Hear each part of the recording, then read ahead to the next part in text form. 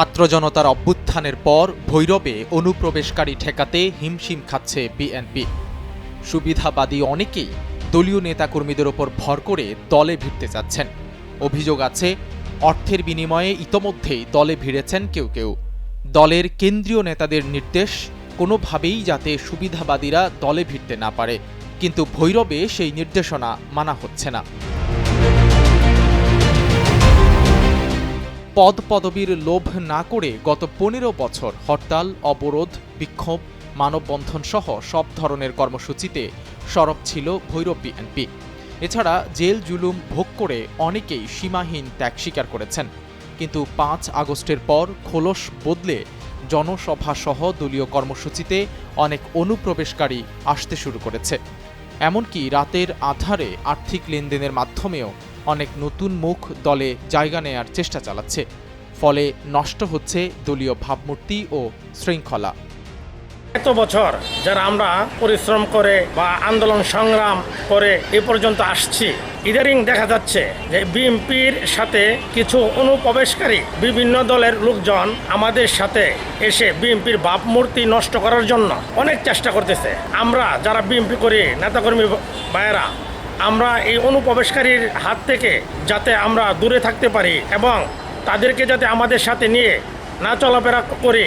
বিগত ১৫-১৭ বছর যাবৎ যারা বিএনপি কোনোদিন করে নেই, গত ৫ই আগস্টের আগে কোনোদিন তারা দেখে নাই। এখন বিএনপির প্রত্যেকটা মিছিল মিটিংয়ে এরা আমাদের কাদের রূপে ভর করে এরা বিএনপির নাম ভাঙে।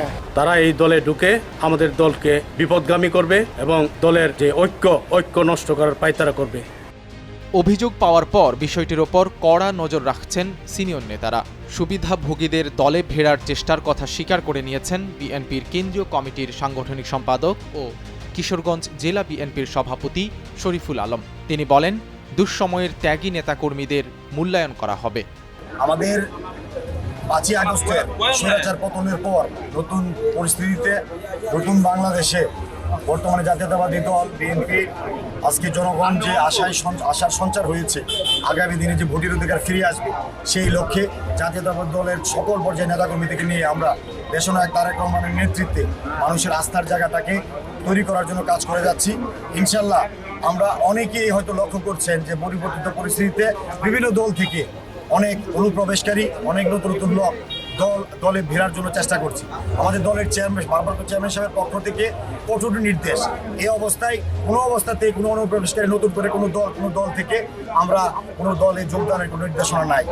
যারা চিহ্নিত সন্ত্রাসী, চাঁদাবাজি, অন্যায়কারী, অত্যাচার, লুণ্ঠনকারী, জমি দখলকারী, যারা ওই স্বৈরাচার সরকার দূষণ ছিল, কোনো অবস্থায় এই দলে তাদের স্থান হবে না।